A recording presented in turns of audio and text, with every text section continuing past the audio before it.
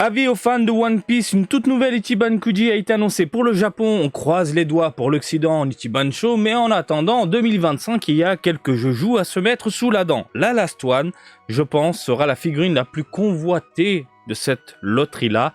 J'arrête de parler et on passe la seconde.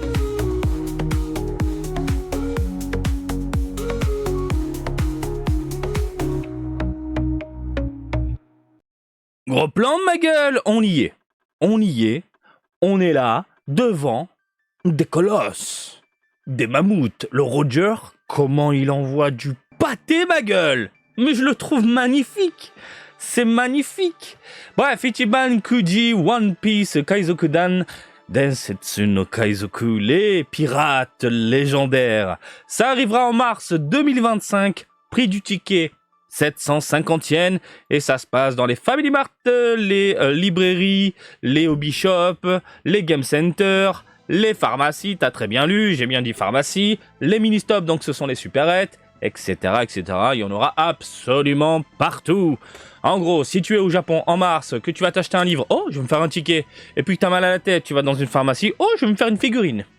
C'est possible. Bienvenue au Japon. En attendant, on va se pencher sur le dit Roger. L'OA. Alors, carrure monstrueuse.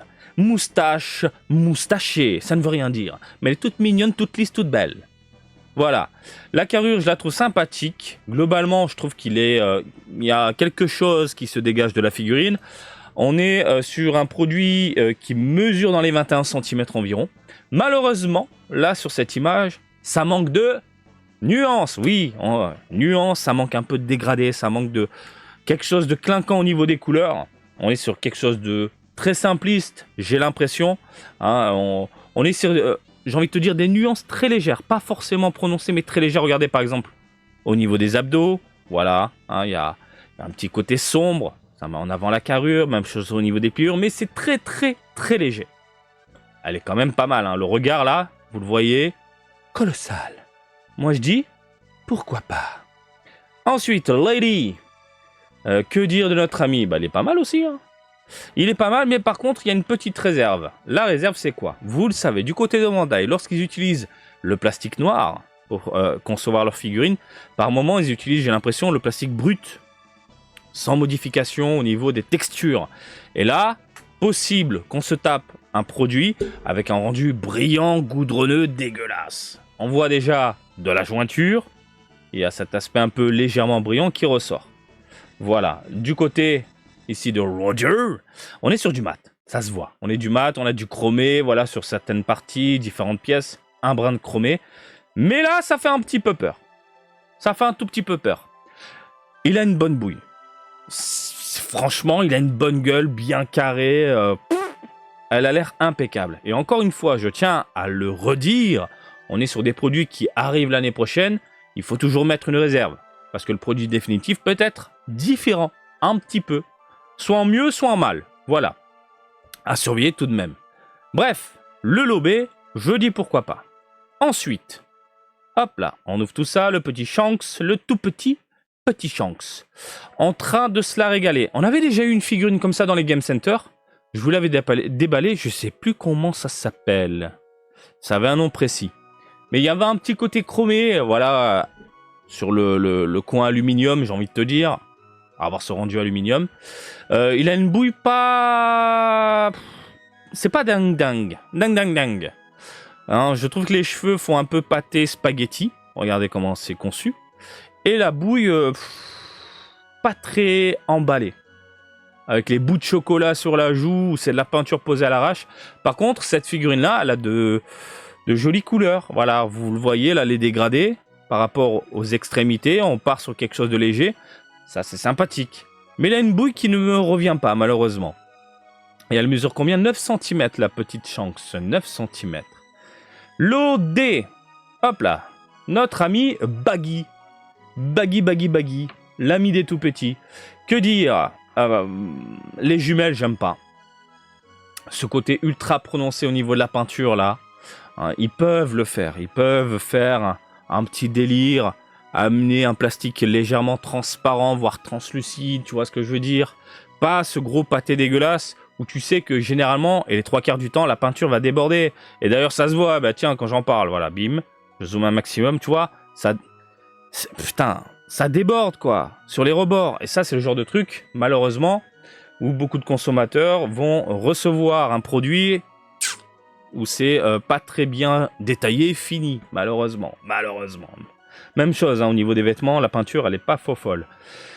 À surveiller au niveau du produit définitif. Après, le visage est sympathique, mais tu le vois pas vraiment. Faut vraiment se pencher en dessous pour voir les yeux. Tu vois ce que je veux dire, hein, mais bon.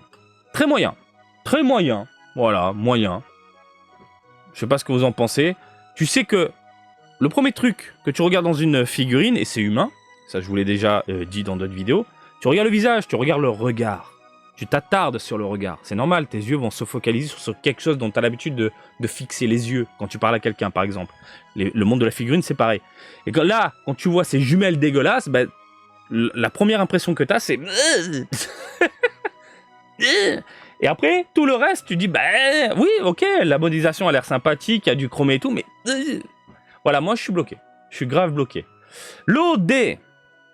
Ensuite, l'OE. Ouais, c'est pas mal. Franchement, c'est pas mal. Je sais pas ce que vous en pensez, mais c'est pas mal. Hein. Kurokasu.